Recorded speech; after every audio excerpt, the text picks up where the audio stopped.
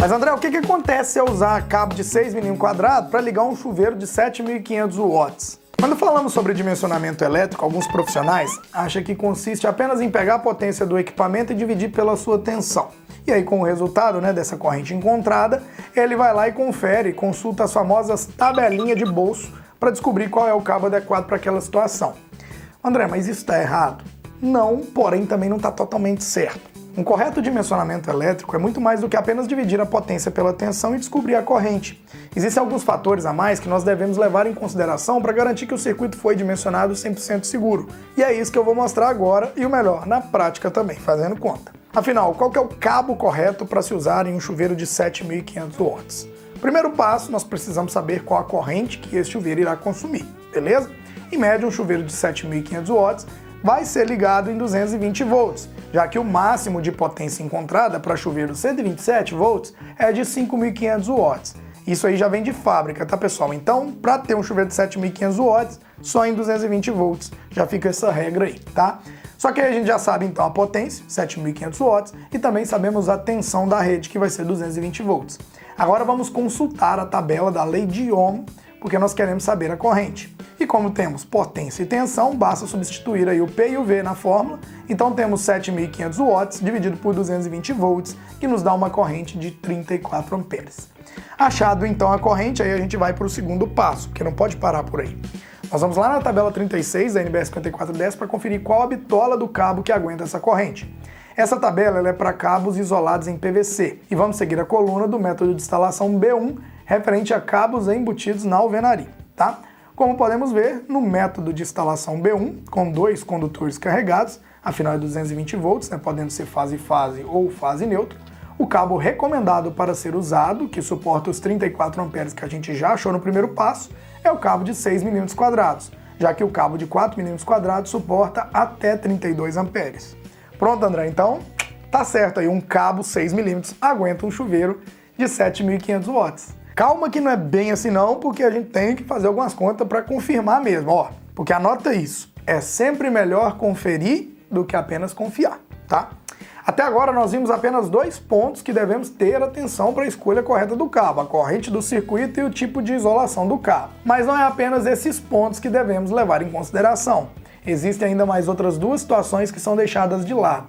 Uma é a temperatura do ambiente e a outra é a quantidade de agrupamento de circuitos.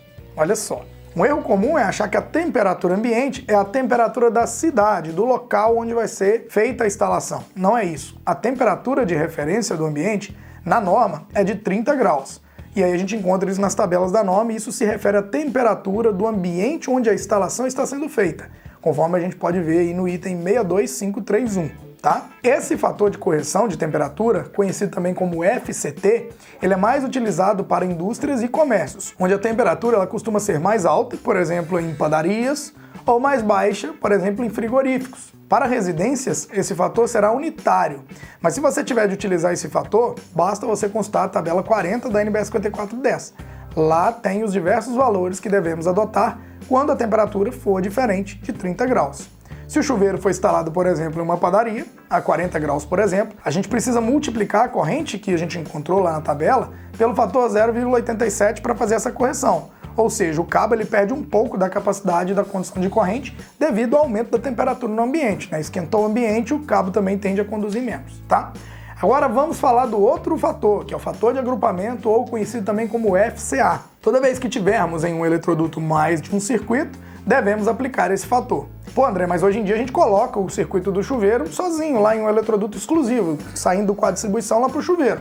Olha, hoje sim está sendo uma boa prática, muita gente já faz isso, mas antigamente, meu amigo, muitas instalações antigas, elas têm aquele monte de cabo espremido dentro de um duto só, e isso acaba gerando prejuízo, olha só na prática. Vamos imaginar agora que estão saindo do quadro de distribuição, junto com o circuito do chuveiro, outros dois circuitos dentro de um mesmo eletroduto. Então temos aí, por exemplo, circuito 1 de iluminação, que é cabo de 1,5, circuito 2 para tomadas, que é cabo 2,5, e o circuito 3 que está indo lá para o chuveiro com cabo 6 mm². Vamos consultar a tabela 42 da norma, e o nosso método de instalação se mantém, em conduto fechado aí o B1, e como vimos agora, temos 3 circuitos agrupados. Então veja que utilizaremos aí o fator de agrupamento no valor de 0,7. Então vamos supor que o nosso fator de correção de temperatura é dentro dessa casa, né? Então ele é igual a 1 e o fator de correção por agrupamento, FCA, é igual a 0,7. Agora vamos voltar aos cálculos aí só para você entender. Para a gente saber a corrente de projeto corrigida, utilizamos a seguinte fórmula. Corrente corrigida é igual a corrente de projeto dividida pelo fator de correção de temperatura vezes o fator de correção de agrupamento. Sendo assim, temos 34 dividido por 0,7, que é igual a 1 vezes 0,7, né? E temos aí uma corrente de projeto de 49 amperes. Bom, aí reparem agora, meu querido, que a corrente de projeto ela subiu para 49 amperes. Então vamos voltar na tabela 36 e verificar se o cabo 6 mm atende. Aí, ó, vejam que nessa situação nós precisamos pular para um cabo 10 mm para atender essa corrente corrigida.